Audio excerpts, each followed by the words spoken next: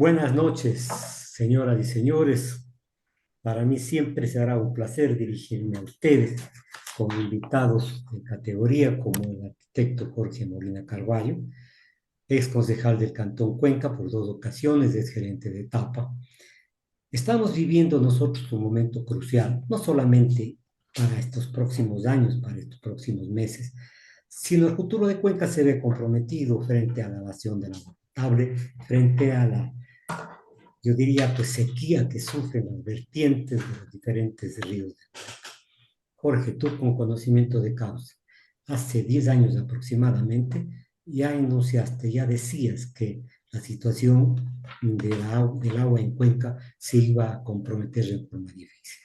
¿Cuál es tu criterio? ¿Qué ha cambiado? ¿Se ha agudizado? Por favor. Gracias, Marco, por la invitación. En verdad, este es un tema vital para el futuro de los cuencanos y de la región.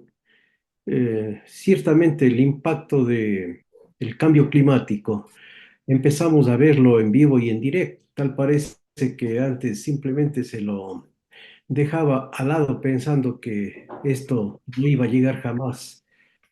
Desde hace mucho tiempo, en verdad, yo he venido manifestando que las autoridades municipales en general y de etapa en particular debían preocuparse de esta situación, de garantizar que podamos, obviamente, captar, tratar y distribuir el agua en condiciones aptas para el consumo humano.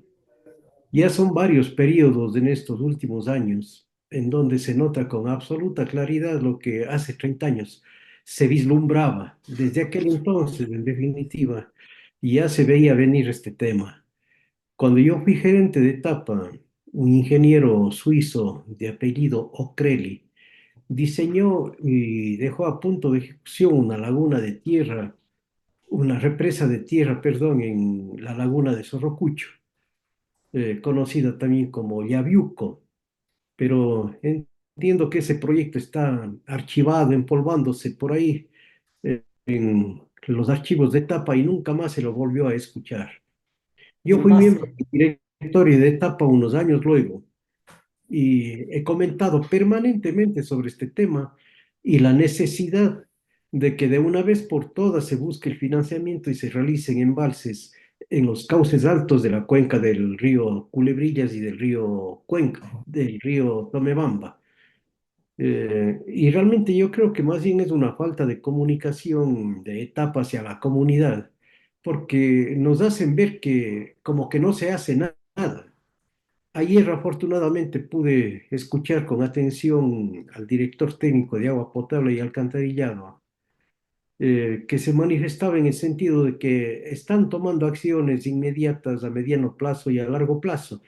Y de alguna manera esto da algún nivel de tranquilidad y transmito ahora, porque me gusta ser positivo, de que Etapa está trabajando para mitigar, por lo menos en esta época, lo que puede ser fatal para la ciudad de Cuenca, que empiecen los racionamientos de agua potable. sí, por cierto, estoy de acuerdo contigo, pero la pregunta es, ¿hay a lo mejor algún descuido por parte de TAPA? Porque este informe sobre el represamiento de la laguna ya lo conocemos. ¿Será miopía de que no quieren ver el problema? ¿Será de que a lo mejor hay intereses personales, familiares ahí dentro? Me refiero a la gente de la comunidad, ¿no? Eh, En verdad, yo creo que es una combinación de varios de estos factores. Y yo diría a veces hasta exceso de confianza realmente. O sea, ponemos muchas esperanzas de este rato en la naturaleza o como decimos comúnmente a que San Pedro abra la llave. Yo Ujú. creo que hay que adelantarse precisamente a los hechos. El impacto vemos con claridad a nivel de Sudamérica, que es terrible. La Amazonía también sufre sequías prolongadas como nunca antes se había visto. Y las fuentes de alimentación del Amazonas precisamente son las nuestras, las que van hacia eh, el occidente de la cordillera, ¿no es cierto? Y esto no es nuevo, esto se viene presentando desde hace ya décadas. El asunto es que hay que ganarle al tiempo ahora. Yo siempre trato de ser positivo, Y en este caso es necesario, y agradezco, Marco, tu invitación y tu programa, a efectos de advertir una vez más, estamos jugando con fuego. No, esto no puede realmente dejarse para mañana. Las cosas tienen que activarse en los tres sentidos que te había indicado ahora, que los mencionó el ingeniero Fabián Casar. Acciones inmediatas a mediano plazo y a plazo más o menos mediano, a largo plazo. Esto no puede quedarse. Nos contó del proyecto Dos Chorreras, que yo también conozco de manera absolutamente referencial, pero es absolutamente necesario entrar en un proyecto de esos. Yo había recomendado el embalse de la laguna que está sobre el cauce de la de Yaviuco o Sorrocucho, la laguna de Taitachugo, por las condiciones naturales. Esta laguna no tiene playas. El vaso natural se ha ido vaciando por efectos de la erosión a través de cientos de miles de años. Entonces hay que reponer esa fisura que ha creado la naturaleza y, según los entendidos, esto ni siquiera sería extremadamente costoso, puesto que en la base, prácticamente dando un paso, vos saltas el hilo de agua que sale de la laguna y en la parte superior, es decir, a 40 50 metros hacia arriba, la distancia entre las montañas, llamémoslo así, o entre la morrena, definitivamente no es más de unos 60 70 metros. Ya. Entonces, algún ingeniero de etapa en mi época mismo decía, deme 200 sacos y varios camiones de piedra y tapamos esa fisura. Y ahí tendremos, realmente no tengo idea, pero millones y millones de metros cúbicos como reserva para regular el cauce del río Tomebamba y obviamente garantizar la provisión de agua potable. Bien. O sea que existen proyectos y intenciones, pero lo que no existe es la voluntad de continuar con estos proyectos. Una pregunta, el ingeniero Casar había señalado que podría cerrarse el boquerón de la laguna, pero ¿qué significa esto? ¿Significa que va a ser una solución más o menos rápida? Bueno, él no habló de ejecución inmediata. Lo Ya. primero hay que buscar el financiamiento, en definitiva, ¿no es cierto? Yo creo que Tapa, ni el municipio, ni el gobierno nacional tiene recursos de este momento para poder garantizar el flujo monetario que es necesario. Hay que acercarse a las entidades de crédito internacional, que respecto a la emergencia estoy absolutamente seguro que con una gestión sostenida y positiva, en el cortísimo plazo podríamos encontrar financiamiento para no solo los estudios, sino para la ejecución de las obras. ¿Esto reemplazaría una represa, entre otras comillas, o sería una represa temporal hasta que se hagan mayores estudios? Bueno, en verdad, estos ejemplos de infraestructura son multifinalitarios, ¿no? Y hay que aprovechar al máximo este tema. Pero hay uno que está prácticamente ya a nivel de ejecución y ciertamente conceptos a lo mejor que contienen ingredientes que no logramos descubrir con certeza impiden la ejecución de las obras. Es el proyecto para regular el flujo de agua en el río Yanuncay, que desarrolló la empresa eléctrica. Ese es multifinalitario también, o Ujú. sea, proporciona agua para consumo humano, proporciona para riego y proporciona también para producir energía eléctrica. Ese es un proyecto que tiene, este rato debíamos de estar inaugurando ya, pero la Correcto. oposición de algún sector de la comunidad, porque no es toda la comunidad, de algún sector político que realmente yo no logro descifrar qué tipo de intereses hay atrás de esto. El pretexto ha sido que están haciendo estas obras para dar agua a la minería. Si la minería está prohibida en Y los mucho más sectores. de arriba, más de eso. Exactamente, entonces para mí es un pretexto en definitiva esta cuestión y realmente las autoridades deben tomar al toro por los cuernos, tanto de la empresa eléctrica cuanto de Tapa, para que este proyecto por lo menos se empiece a ejecutar. Es el que está a nivel de ejecución. Los otros proyectos entiendo que habrá que completar estudios y tal, pero no podemos cruzarnos de brazos y dejar a ver qué pasa. No, es absolutamente necesario que por lo menos este empiece a construirse. Bien, conozco a ciencia cierta lo que tú acabas de decir, el proyecto sobre el río Yanucay, a la altura de 15 kilómetros para arriba, más o menos. en ese sentido. Pero conozco incluso cuando fueron los funcionarios de etapa a sociabilizar la situación allá, a conversar, prácticamente fueron agredidos. Y ahí terminó la intervención de etapa. No sé si se habrá de concientizar a la gente para que se limiten a oír los estudios y ver cuán benéfico sería este proyecto, Jorge. Bueno, yo entiendo que la empresa eléctrica desarrolló inclusive la socialización. Yo recuerdo haber asistido a una invitación hace, eh, la pandemia nos tiene un poco desubicados, no sé si un poco antes de la pandemia o un poco después. En la Universidad de La Suay, frente al Colegio Benigno Malo, se hizo una socialización de este proyecto y entiendo que lo venían haciendo hace rato. En verdad, ese proyecto no es de etapa, por eso me llama la atención lo que tú mencionas en el sentido de que ha ido la gente de etapa prácticamente a agredir a la población. No, este es un proyecto desarrollado por L. Caucho, creo que El se llama. EJA, correcto, sí. Exactamente. No creo que ETAP haya tenido una actitud de esa naturaleza. No ponga en duda tu palabra, Marco, pero todas estas cosas hay que superarlas. Definitivamente estamos hablando del consumo de agua potable a una población eh, que realmente dicen que en el año 50 pasaremos del millón o pasarán del millón de habitantes. Nosotros ya no estaremos, no sé si decirte afortunadamente, pero tampoco quisiera ser testigo realmente de la debacle de que la gente no tenga cómo suministrarse agua potable, pues no. Sí, correcto, perfecto. Y a lo mejor me malinterpretaste cuando fueron los funcionarios de etapa con el eje auto, fueron repelidos por los ciudadanos de allá. Ah, al revés. Al revés, y fueron repelidos por los ciudadanos. Y hasta cierto punto tuvieron que encerrarse y esperar algunas horas para poder desocupar el local. Bueno, yo pienso que hay que convocar las veces que haga falta a la comunidad, a sus dirigentes y tal, para que objetivamente se determine qué está pasando, cuál es el punto conflictivo. Y por último, inclusive hay mucha ciencia desarrollada para mediar en conflictos, ¿no es cierto? Entonces, es hora de aplicar toda esa situación que no es nueva. Nosotros también en mi época mediamos, logramos conversar con la comunidad donde está asentada la planta de Tixán, que era un Ya, problema tremendamente agudo, pero la gestión es gestionando, perdóname, el trabajo es trabajando.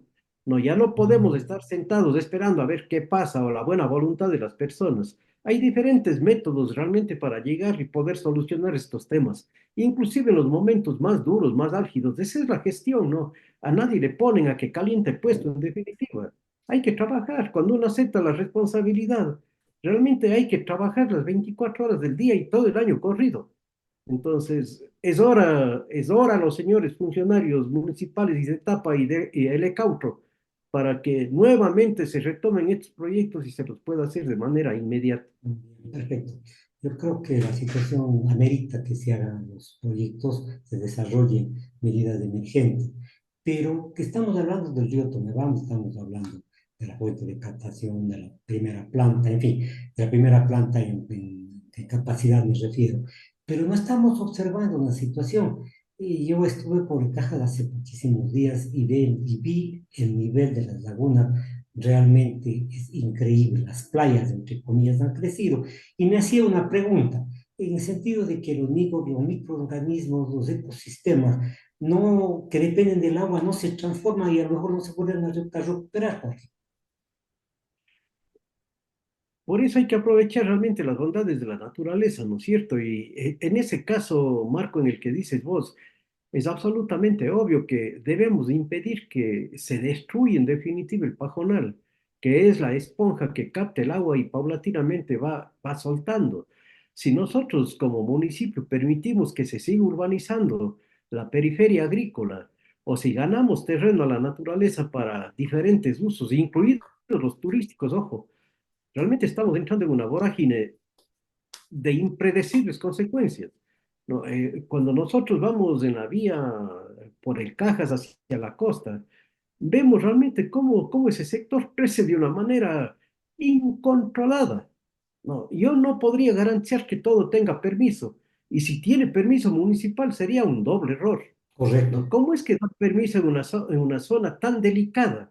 No, eso definitivamente hay que cortar de un solo tajo, en definitiva, e impedir que cada vez se vaya urbanizando prácticamente la montaña. Eso nos va a llevar a la debacle. Si mantenemos las condiciones naturales, obviamente el recurso se garantiza. Caso contrario, definitivamente pasa lo que tú mencionaste. No, la misma laguna se va secando. Evidentemente, no, ¿de dónde se va a nutrir la laguna? Si le Correcto. secamos la madre, la que le suministra, en definitiva, que es el bosque natural primario y el pajonal, obviamente, ¿no?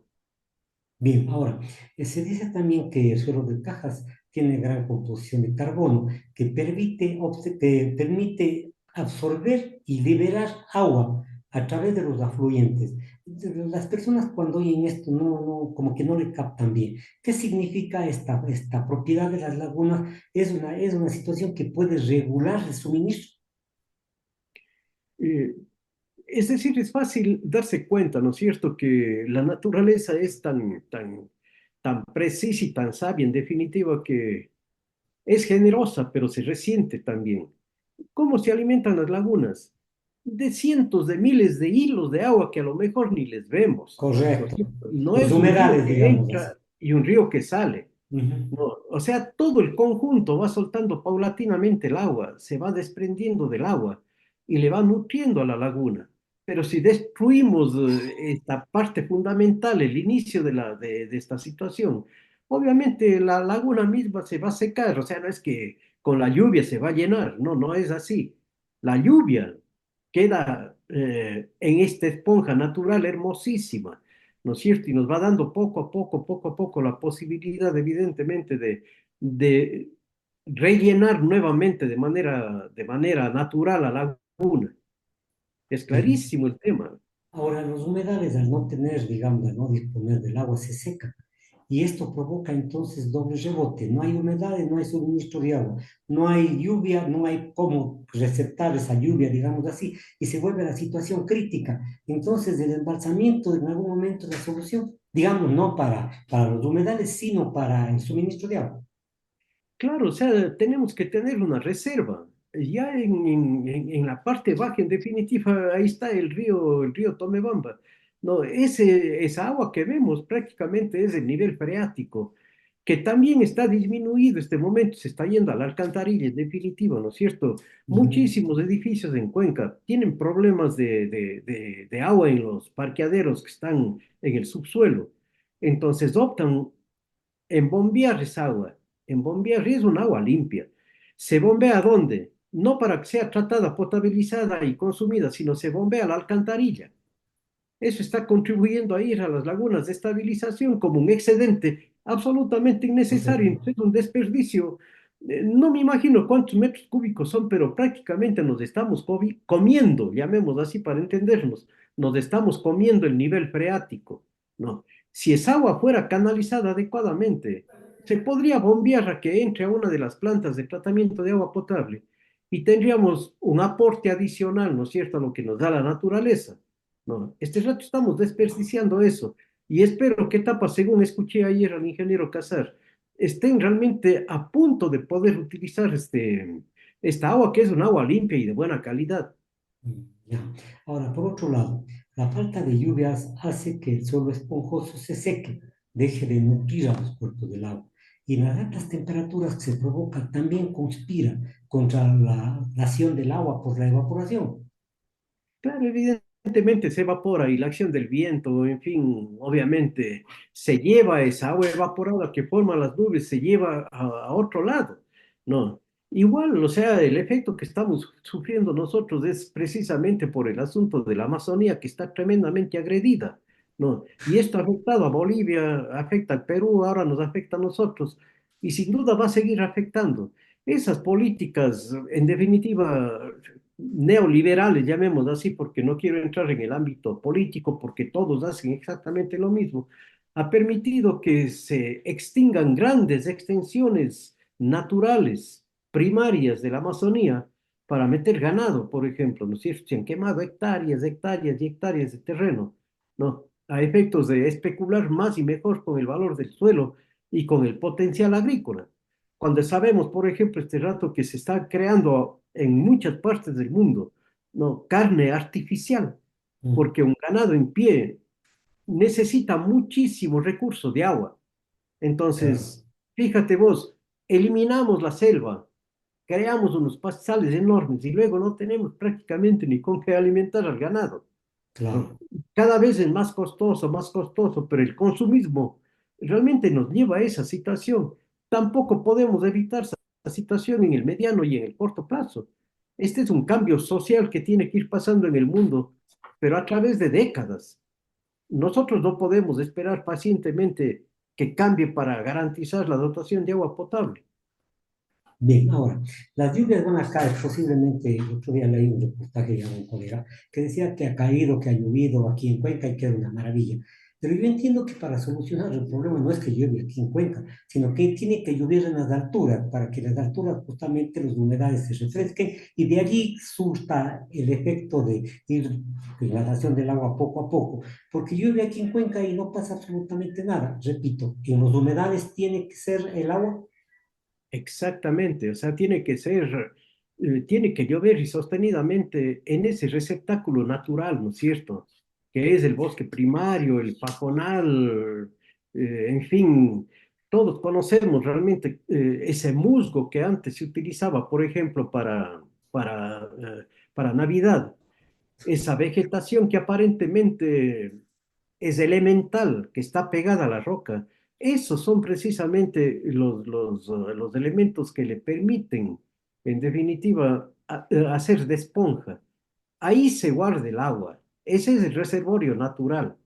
Y esos son, pero miles de hilos de agua, ya digo, que salen de esta esponja.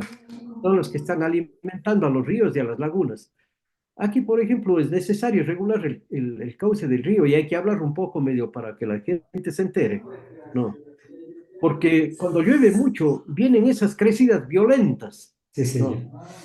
Pero se va todo el agua en media hora, se va todo. Y cuando crece mucho se va llevando todo lo que puede.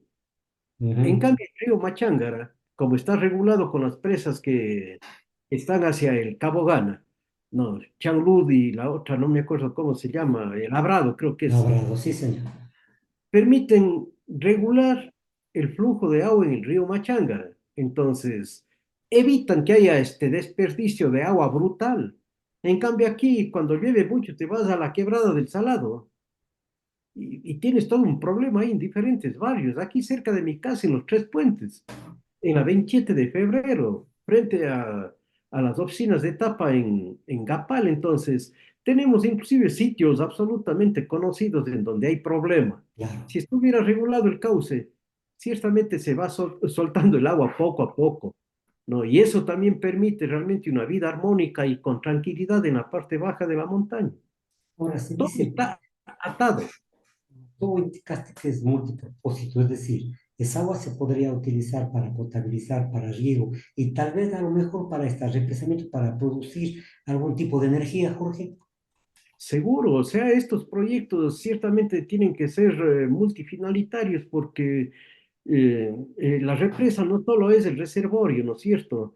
Eso va a unas turbinas, nos producen energía eléctrica y el agua ya turbinada, la que le movió la máquina, es la que se traslada para riego y para potabilizar, es decir, no es agua contaminada, es agua absolutamente limpia y en el evento que tenga contenidos bacteriales, en fin, las plantas de tratamiento eliminan esta posibilidad y nos permiten consumir con tranquilidad.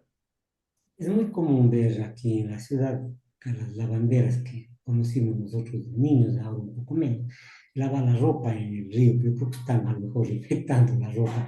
Pero aquí viene un problema. ¿Por qué el mal olor? Yo entiendo el mal olor de los ríos, las lagunas de oxigenación, entiendo. Pero ¿cómo podríamos evitar este tipo de impacto, Jorge?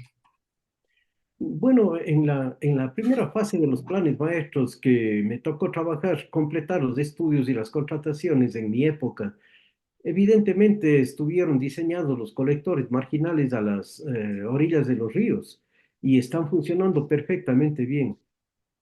Tal vez en algún punto muy localizado hay conducciones de aguas servidas clandestinas, que es lo que provoca obviamente el mal olor, y ni se diga cuando no hay agua en el río.